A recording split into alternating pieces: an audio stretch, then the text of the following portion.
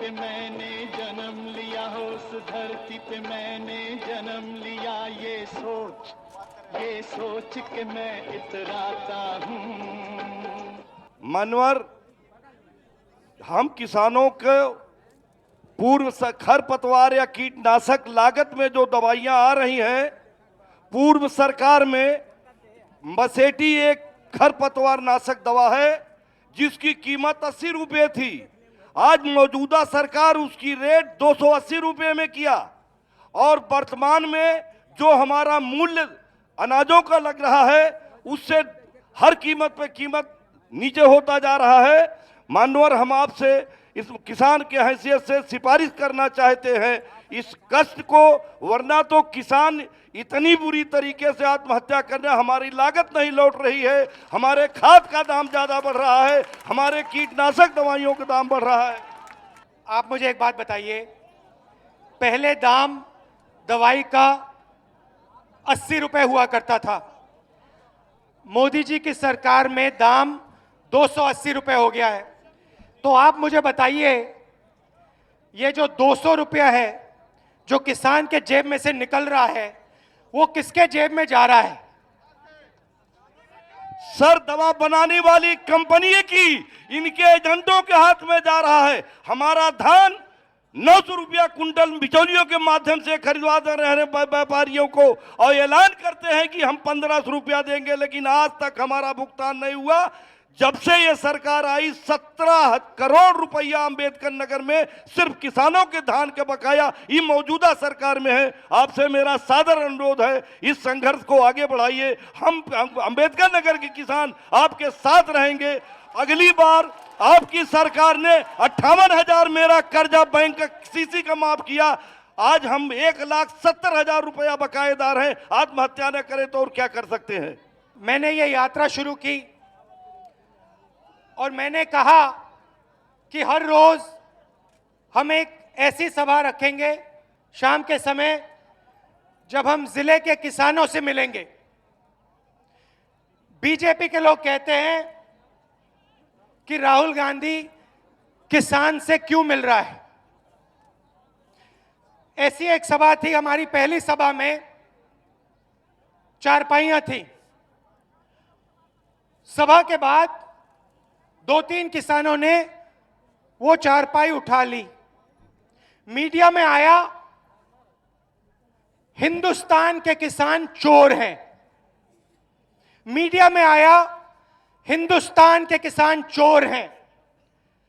BJP के लोगों ने कहा हिंदुस्तान के किसान ने चारपाई की चोरी की।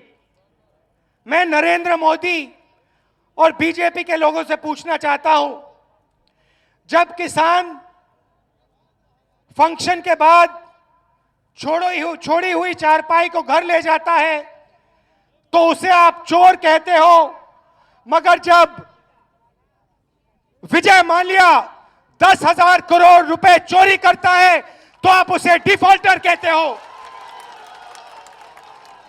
जो 10,000 रुपए चोरी करता है वो डिफॉल्टर है और जो चारपाई ले जाता है वो चोर है। इसका मुझे जवाब दें नरेंद्र मोदी जी, आपको क्या लगता है? सर, अपनी चोरी, अपनी बेईमानी, मैं कहता हूं कि जिस तरीके से पूरा किसानों का धन मुकेश अंबानी के हाथ में दे रहे, अब की बार मुकेश अंबानी देश लूट करके बाहर चला जाएगा। आपकी जिम्मेदारी है, हम लोग आपके साथ हैं, आप उसको रोकिए, जाने न दीजिए किसी भी कीमत पर। सबसे पहले मैं राहुल भैया का शुक्रिया अदा करता हूं कि आप हमारी धरती पर आए। हमारा सवाल हमारा ये है कि इससे पहले जो सरकार आई थी वो हमारे किसान भाइयों को कर्ज माफ किया था। मैं आपसे एक सवाल पूछना चाहता हूं, क्या इस अगली सरकार आपकी जो आएगी क्या किसानों को कर्ज माफ हो सकता है? दूसरे एक इसी से मिलता जुलता एक सवाल और है कि आज तक किसानों का कोई प्रकोष्ठ नहीं बना, शिकायती प्रकोष्ठ नहीं बना। हम चाहते हैं, आपके माध्यम से बताना चाहते हैं कि हर ब्लॉक वाइज एक किसान का प्रकोष्ठ बनाया जाए, शिकायती प्रकोष्ठ बनाया जाए, ताकि हम किसान भाई अपनी शिकायत वहां दर्ज करा सकें। धन्यवाद। आपका पूरा नाम? महमूद अहमद जी ने सवाल पूछा, कर्ज माफी का सवाल पूछा। पिछले 2 सालों में नरेंद्र मोदी जी ने 1,10,000 करोड़ कर्जा माफ किया है। ये जो मीडिया वाले हैं अपने अखबारों में इसके बारे में ज्यादा नहीं लिखते हैं, मगर पिछले 2 सालों में नरेंद्र मोदी जी ने 1,10,000 करोड़ रुपए कर्जा माफ किया है। नरेगा चलाने में तकरीबन 35,000 करोड़ साल के लगते थे। नरेगा से लाखों लोगों का फायदा होता है। नरेंद्र मोदी जी ने 3 नरेगा का पैसा, 3 साल का नरेगा का पैसा कर्जा माफ किया है, मगर वो किसान का नहीं है, वो मजदूर का नहीं है, वो गरीब का नहीं है, वो हिंदुस्तान के सबसे बड़े 10 उद्योगपतियों का है, जिसके पास हजारों करोड़ रुपए हैं। उसका उन्होंने 1,10,000 करोड़ कर्जा माफ किया है। और जिसके पास कुछ नहीं है, जो अपना खून पसीना देता है, आप लोग जो धूप में काम करते हो, उसका नरेंद्र मोदी ने 1 रुपया कर्जा माफ नहीं किया है। क्या यह आपको सही लगता है? क्या यह आपको ठीक लगता है कि आप अपना खून पसीना दो और जो प्राइवेट हवाई जहाज में उड़े, जिसको कर्ज माफी की जरूरत नहीं है, उसका 1,10,000 करोड़ रुपए माफ हो, और जो लोग हिंदुस्तान को खड़ा करते हैं, जो भोजन देते हैं, जो दाल देते हैं, वो देखता रह जाए? क्या ये आपको सही लगता है? मुझे सही नहीं लगता है। हमारी सरकार थी, किसान आए हमारे पास, सोनिया जी के पास गए, प्रधानमंत्री मनमोहन सिंह जी के पास गए, मेरे पास आए और उन्होंने हमें कहा आप ऐसे करिए, हमें बहुत कष्ट हो रहा है, घर में खाने को नहीं है, कर्जा है हमारे ऊपर, आप कर्जा माफ कीजिए। मैं आपको बताता हूं, बीजेपी के लोगों ने पार्लियामेंट में कहा यह कैसे हो सकता है, कांग्रेस पार्टी पैसा कहां से लाएगी? हमने 10 दिन के अंदर 70,000 करोड़ रुपए माफ करके आपको पकड़ा दिया। उस समय पेट्रोल का दाम $140 प्रति बैरल हुआ करता था। सरकार के पास पैसा नहीं था, मगर हमने निकाल के आपको पैसा दिया। आज दुनिया में पेट्रोल का दाम तकरीबन $40 प्रति बैरल है। नरेंद्र मोदी जी की तिजोरी में हजारों करोड़ रुपए पड़े हुए हैं। पहला सवाल आपसे, दुनिया में पेट्रोल का दाम गिरा, आप पेट्रोल के लिए ज्यादा पैसा देते हो या कम? तो यह क्या हुआ कि पूरी दुनिया में पेट्रोल का दाम गिरा और हिंदुस्तान की जनता पेट्रोल के लिए ज्यादा दाम देती है? ये कहां जा रहा है पैसा? ये कहां जा रहा है? ये नरेंद्र मोदी जी के 5-6 उद्योगपति दोस्तों के जेब में पैसा जा रहा है। जनता त्रस्त, नरेंद्र मोदी और उसके मित्र मस्त।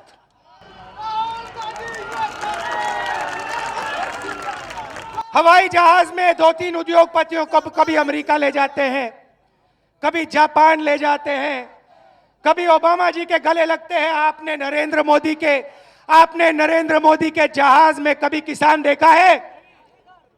कभी मजदूर देखा है उनके जहाज में? नहीं भैया, आपको नहीं दिखेगा। नरेंद्र मोदी के जहाज में सिर्फ आपको हिंदुस्तान के टॉप 5-6 उद्योगपति दिखाई देंगे, जिनका उन्होंने हजारों करोड़ रुपए माफ किया है। इसलिए हमने ये यात्रा शुरू की है। और मैं आपका जवाब काफी लंबा कर दिया, मैं अब संक्षेप में बोलना चाहता हूं। अगर नरेंद्र मोदी दबाव में आके कर्जा माफ करे तो अच्छी बात है, हम पूरा दम लगाएंगे, हम विपक्ष में हैं, दिल्ली तक जाएंगे, किसानों से लिखवाएंगे और पहुंचाएंगे नरेंद्र मोदी के घर। अगर वो नहीं करेगा तो जैसे कांग्रेस पार्टी की सरकार आएगी, चाहे वो यूपी में, हिंदुस्तान में, मैं आपको बताता हूं, आप लिख के रख लो, कांग्रेस पार्टी, सोनिया गांधी, राहुल गांधी और हमारे सब नेता पहला काम किसानों का कर्ज माफ करके दिखाएंगे। और जो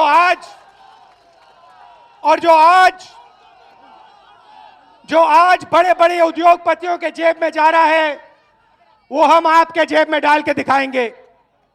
मैं ये कहना चाहती हूँ कि आज सपा, बसपा और भाजपा के शासन में महिलाओं का इतना अपमान हो रहा है, जगह जगह बलात्कार, लूट, हत्याएं, और महिलाओं का घर से निकलना दूभर हो गया है। हम माननीय राहुल गांधी जी से पूछना चाहते हैं कि अगर आपकी सरकार आएगी तो सुरक्षा के विषय में महिलाओं का क्या प्रबंध कुछ हो सकता है? पंचायत में हमने महिलाओं के लिए आरक्षण किया और हम लोकसभा में, विधानसभा में करना चाहते थे, मगर जिन पार्टियों का आपने नाम लिया उन्होंने उस काम को रोका।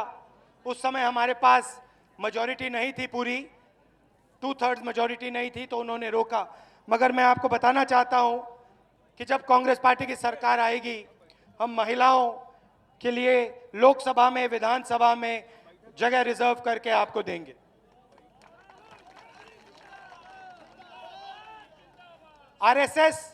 आरएसएस में तो महिला है ही नहीं, वो तो पुरुषों का संगठन है, तो उनको महिलाओं को जगह देना तो आता ही नहीं है, अपने संगठन में ही नहीं देते हैं, तो देश में कैसे देंगे वो? और समाजवादी पार्टी और बीएसपी का तो आप जानते ही हैं, बीएसपी में सिर्फ एक महिला चलेगी की चलती है, बाकी महिलाओं की तो बिल्कुल नहीं चलती है। खैर, मैं किसानों की थोड़ी और बात करना चाहता हूं। आपने बिजली की बात की थी, पंप की बात की थी। गुलाम नबी जी आज मेरे साथ बैठे थे और गुलाम नबी जी ने मुझसे कहा कि किसी मीडिया वाले ने उनसे पूछा कि किसानों के लिए कांग्रेस पार्टी ने क्या किया। तो मैं थोड़ा बताना चाहता हूं। आजादी के बाद भाखड़ा नंगल बना, क्या वो नरेंद्र मोदी ने बनाया था? क्या वो बीजेपी के लोगों ने बनाया था? क्या आरएसएस ने बनाया? जो सिंचाई का काम पूरे हिंदुस्तान में हुआ, जिससे हरी क्रांति हुई, वो नरेंद्र मोदी ने किया क्या या कांग्रेस पार्टी ने किया था? पूरी दुनिया जानती है कि हिंदुस्तान में हरी क्रांति हुई, अलग अलग प्रदेशों में सिंचाई हुई। किसने किया? कांग्रेस पार्टी ने किया, हमारे नेताओं ने किया। जब हम अंग्रेजों के खिलाफ लड़ रहे थे, आप जानते हो आरएसएस, बीजेपी के लोग क्या कर रहे थे? आपको मालूम है? उनके नेता चिट्ठी लिख रहे थे अंग्रेजों को कि भैया हमें जेल से माफी दो, हमें निकलने दो, हमें मत मारो। हमारे नेता 17-18 साल जेल काटते थे, एक शब्द नहीं बोलते थे, चूट करके अंदर जाते थे, 17 साल काटी, बाहर आए, कभी चिट्ठी किसी से नहीं लिखी। और सावरकर जी ने 6 बार चिट्ठी लिखी अंग्रेजों को कि भैया मुझे निकलने दो। यह फर्क है हम में और उनमें। हमारी सरकार आई, बैंक का नेशनलाइजेशन किया। पहले किसान को बैंक लोन नहीं मिल सकता था। बैंक नेशनलाइजेशन के बाद बैंक के दरवाजे किसान के लिए पहली बार हिंदुस्तान में खुले, कांग्रेस पार्टी ने किया। उसके बाद कर्जा माफी का काम हमने किया, 70,000 करोड़ रुपए। जमीनी अधिग्रहण बिल पे हम लड़ाई लड़े भट्टा परसोल में। बिल से पहले किसी भी किसान से उसकी जमीन छीन ली जाती थी। मायावती ने हजारों करोड़ एकड़ किसान से छीना। अलग अलग बीजेपी की सरकारों ने हजारों करोड़ किसान से छीना, किसान को कुछ दिया नहीं। मुझे याद है जब मैं भट्टा परसोल में था, एक महिला मेरे पास आई, रोती हुई आई। उसने मुझे कहा, राहुल जी मैं एक दिन जगी, अपने खेत में गई और वहां पे कोई कंपनी वाला खड़ा था। उसने कहा ये तुम्हारा खेत नहीं है, ये अब हमारा खेत है, यहाँ पे अब हमारा अब यहाँ पे हाउसिंग का प्रोजेक्ट बन रहा है, आप जाइए यहां से, आप हमें तंग मत कीजिए। उसे मालूम भी नहीं था कि उसका खेत छीन लिया गया है। हम कानून लाए और आज उस कानून ने आपको अधिकार दिया, हिंदुस्तान के किसान को अधिकार दिया है। अगर आपसे आपकी जमीन ली जाती है तो आपसे पूछ कर ली जाएगी, और अगर आपसे ली जाएगी तो आपको मार्केट रेट से 4 गुना पैसा मिलेगा। यह काम कांग्रेस पार्टी ने किया है और इस काम को नरेंद्र मोदी खत्म करने की कोशिश कर रहा था। 3 बार पार्लियामेंट हाउस में नरेंद्र मोदी जी ने इस बिल को रद्द करने की कोशिश की। 3 बार पीछे से वो ऑर्डिनेंस लाए और कांग्रेस पार्टी के लोग जो थे लोकसभा में, राज्यसभा में, यहां गुलाम नबी जी बैठे हैं, हमने उनको रोका। जब मोदी जी को पता लगा कि ये कांग्रेस पार्टी हिलने वाली नहीं है, ये किसानों की लड़ाई से पीछे नहीं हटेगी, तो मोदी जी ने अपने रेडियो प्रोग्राम में कहा, भाई मैं तो जमीन लेना ही नहीं चाहता था। अगर आप लेना नहीं चाहते थे, अगर आप जमीन उद्योगपतियों को नहीं देना चाहते थे, तो फिर आपने 3 बार ऑर्डिनेंस क्यों लाई? आप इस बिल के खिलाफ क्यों थे? तो यह सब कांग्रेस पार्टी ने किसानों के लिए किया। पिछले चुनाव में नरेंद्र मोदी जी ने कहा था कि जितना भी पैसा किसान अपने खेत में डालता है, चाहे वो फर्टिलाइजर का पैसा हो, चाहे वो पानी का पैसा हो, चाहे वो बीज का पैसा हो, उसको लेकर उसके ऊपर 50% पैसा ले डालकर नरेंद्र मोदी किसान को देगा।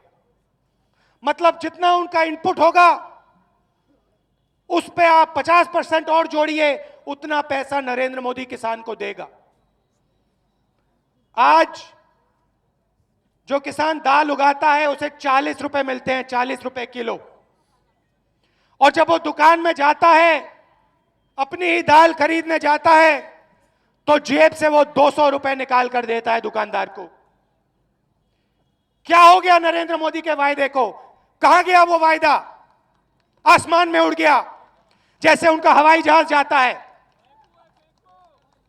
जैसे उनका हवाई जहाज उड़ता है, अमेरिका की ओर जाता है, वैसे उनका वायदा गायब होता है फटाक से। जनता त्रस्त, नरेंद्र मोदी मस्त।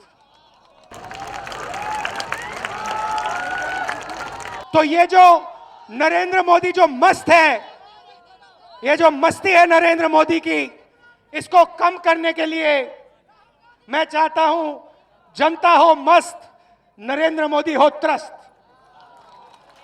इसीलिए हम ये बस यात्रा कर रहे हैं कि जो किसान त्रस्त है, दुखी है, उसकी आवाज नरेंद्र मोदी के कान तक पहुंचे। क्योंकि आजकल सिर्फ बड़े बड़े उद्योगपतियों की आवाज उनके कान में घुस रही है। मैं चाहता हूं किसान की आवाज भी उनके कान में घुसे, उनको पता लगे कि हिंदुस्तान में किसान है, मजदूर है, दलित है, गरीब लोग हैं, और वो उनका भी थोड़ा सा काम करें। मैं जानता हूं नरेंद्र मोदी की उद्योगपतियों ने बहुत मदद की। उनकी पूरी जो मार्केटिंग होती है, जो उनका इलेक्शन का कैंपेन था, जो सब पोस्टर लगे थे, हवाई जहाज उड़े थे, उस कैंपेन में उन बड़े बड़े उद्योगपतियों ने खूब पैसा डाला। तो जो बिजनेस करने के लिए पैसा डालता है उसको पैसा निकालना भी पड़ता है, तो नरेंद्र मोदी जी से निकाल रहा है, वो मैं समझता हूं। वो नरेंद्र मोदी करें, वो उनका है। मगर मैं ये भी चाहता हूं कि जिनसे उन्होंने वोट लिया, जो अपना खून पसीना इस देश को देते हैं, जो रोज खेतों में काम करते हैं, जिन्होंने नरेंद्र मोदी जी को शायद वोट भी दिया हो, उनका भी काम हो, उनका भी कर्जा माफ हो। इसलिए मैं यहां आया हूं और इसीलिए मैं देवरिया से दिल्ली जा रहा हूं, आपसे मिल रहा हूं, और मैं आपको बहुत बहुत धन्यवाद देना चाहता हूं कि जहां भी मैं जा रहा हूं आप मुझे इतना प्यार दे रहे हो, गले मिल रहे हो मुझसे, इसके लिए मैं बहुत बहुत आभारी हूं। आखिरी बात कहना चाहता हूं, नरेंद्र मोदी जी ने जो वायदे किए वो उन्होंने पूरे नहीं किए। 15 लाख का नहीं किया, किसानों को वायदा नहीं किया, युवाओं को रोजगार देने की बात की थी, कहा था 2 करोड़ युवाओं को मैं रोजगार दूंगा। बहुत बड़ा, क्या नाम है आपका, हाँ, बड़ा सा बब्बर शेर बनाया मेक इन इंडिया वाला, और उसके मुंह से चूं तक नहीं निकल रही है। बब्बर शेर शांत बैठा हुआ है, किसी को रोजगार नहीं मिल रहा है। मगर आईआईटी, भैया आईआईटी फीस बढ़ा दी, रेलवे का किराया बढ़ा दिया, एमएसपी नहीं बढ़ाई, सब्सिडी खत्म कर दी, पेंशन नहीं मिल रहा है, पेंशन खत्म कर दी।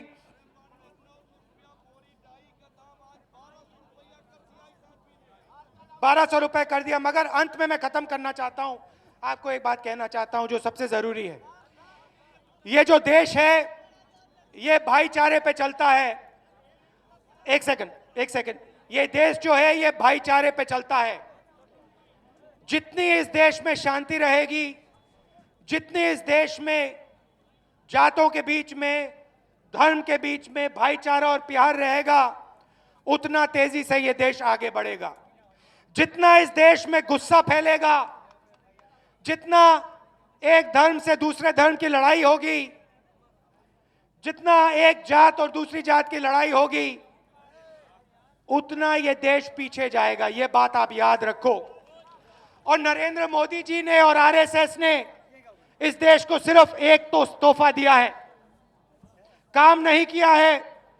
मगर जितना गुस्सा ये लोग फैला सकते हैं, जितना क्रोध ये लोग समाज में फैला सकते हैं, उतना इन्होंने फैलाया है। और मैं आपसे कहना चाहता हूं, क्योंकि आप किसान हो, आप मजदूर हो, आप कांग्रेस पार्टी के लोग हो, आप दिल के बड़े हो, आप प्यार फैलाओ, भाईचारा फैलाओ, मित्रता फैलाओ और इस देश को तेजी से आगे ले जाओ।